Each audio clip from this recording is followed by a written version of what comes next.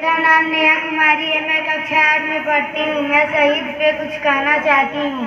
वो 8 साल का बेटा जिसके पिता शहीद हो जाते हैं, वो बेटा ये नहीं जानता कि उसके पिता अब लौट कर नहीं आएंगे। अपनी माँ से अपने पिता के वापस न आने के बारे में प्रश्न करता है और माँ मुस्तैद आंगन में बैठी है। दृश्य आपके बीच में है। गीत में प्रस्तुत करती हूँ।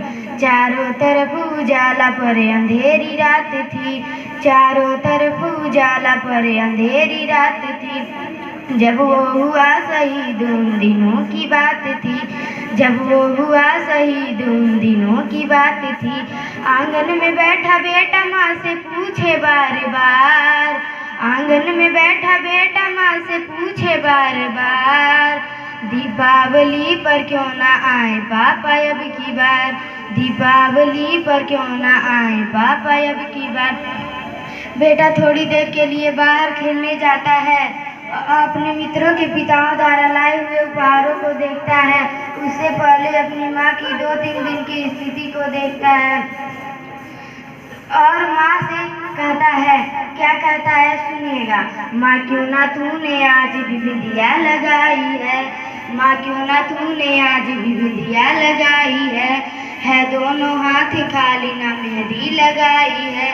बिछुआ भी नहीं पाँव में बिखरे से बाल हैं, बिछुआ भी नहीं पाँव में बिखरे से बाल हैं। लगती थी कितनी प्यारी अब ये कैसा हाल है, लगती थी कितनी प्यारी अब ये कैसा हाल है।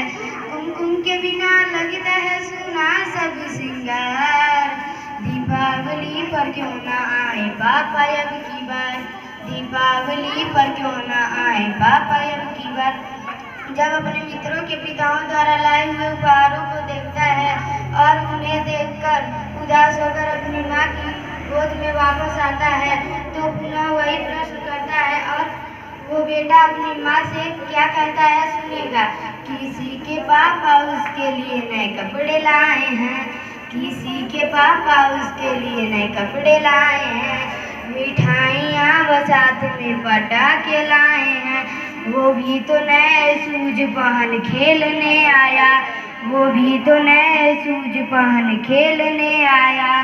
पापा पापा करके सबने मुझको चिढ़ाया, पापा पापा करके सबने मुझको चिढ़ाया। अब तो बता दो क्यों है सुना आंगन घर द्वार, दीपावली पर क्यों ना आए पापा अब की बार, दीपावली पर क्यों ना आए पापा अब की बार।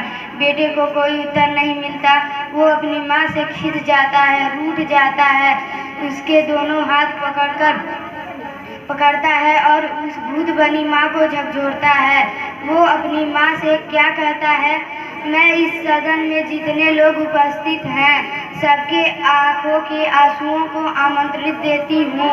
यदि एक भी आंसू छलका, एक भी आंख नम हुई तो मेरी लिखने की साक्षरता होगी।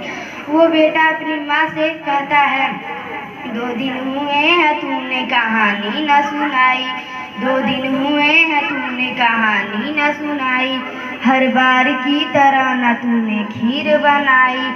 आने दो पापा से मैं सारी बात कहूँगा, आने दो पापा से मैं सारी बात कहूँगा।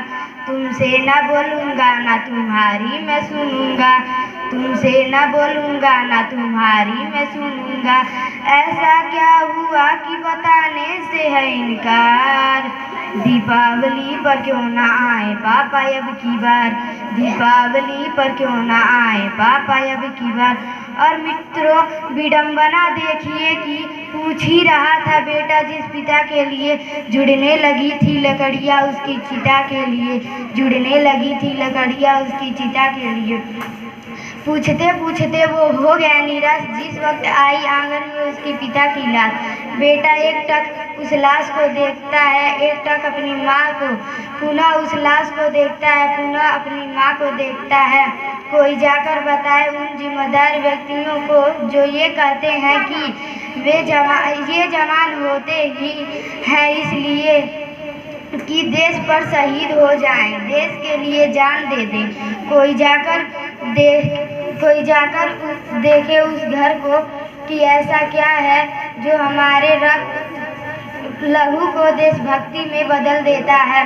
तब मैं अंतिम पंक्तियाँ पढ़ती हूँ और आप सबसे निवेदन करती हूँ कि उस बेटे के लिए आप सबके आशीर्वाद के हाथ उठें और कहीं आशीर्वाद की ताली उस बेटे तक पहुँचे। उसका यदि उत्तर आप लोगों को सही लगे तो पंक्तियाँ निवेदन करती हूँ, सुनिएगा। बेटा उस लाश को देखकर अपनी माँ से कहता है, मत हो उदास माँ, मुझे जवाब मिल गया। मत हो उदास माँ, मुझे जवाब मिल गया। मकसद मिला जीने का ख्वाब मिल गया। मकसद मिला जीने का ख्वाब मिल गया। पापा का जो काम रह गया है अधूरा, पापा का जो काम रह गया है अधूरा, लड़कर कर देश के लिए मैं करूँगा पूरा। लड़कर कर देश के लिए मैं करूँगा पूरा। आशीर्वाद दो मकाम पूरा हो इस बार।